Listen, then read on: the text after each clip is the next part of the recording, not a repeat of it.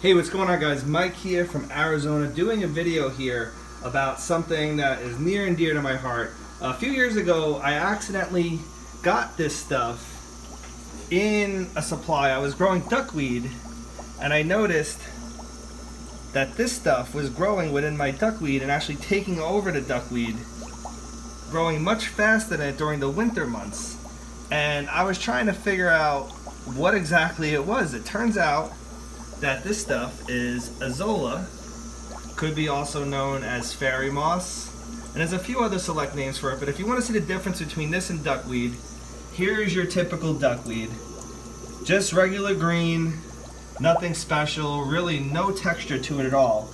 Just straight up bright green, right? It floats on top. A lot of people call it the herpes of freshwater. I happen to like it for, for when you have live bearers or anything else, and even keeping water conditions stable, because it actually is a really good source of nutrients export. And when you do your water changes, you take it out of your tank, you actually take a lot of the nutrients out with it. And duckweed could be used to feed other animals, including goldfish and other things like ducks. People sometimes buy from me to feed their birds, right? So there's a lot of things you could do with this, where Azolla can be used the same way, except for Azolla has this weird kind of interesting texture to it. As you can see, they look like little moss, right? So we get that to focus. Looks like moss, and it has a root system. I don't know if you can tell it.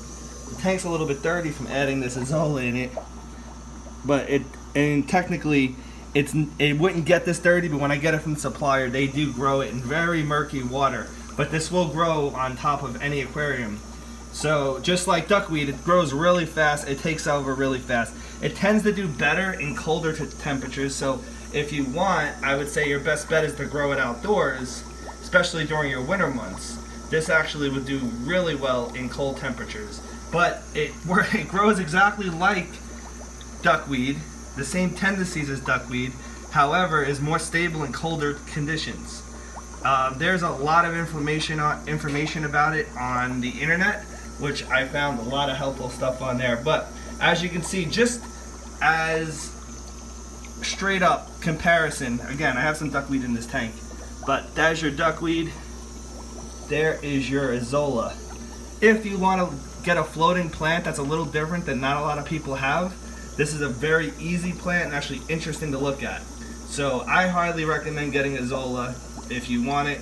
If not, and you like a duckweed, that's great. If you don't want anything that takes over your tank, then stay away from both of these things, because they can take over the entire surface of your tank.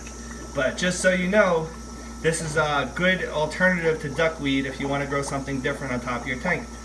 That's just a quick video I wanted to make for you guys. Thank you for watching. Please like, subscribe, and I'll talk to you soon.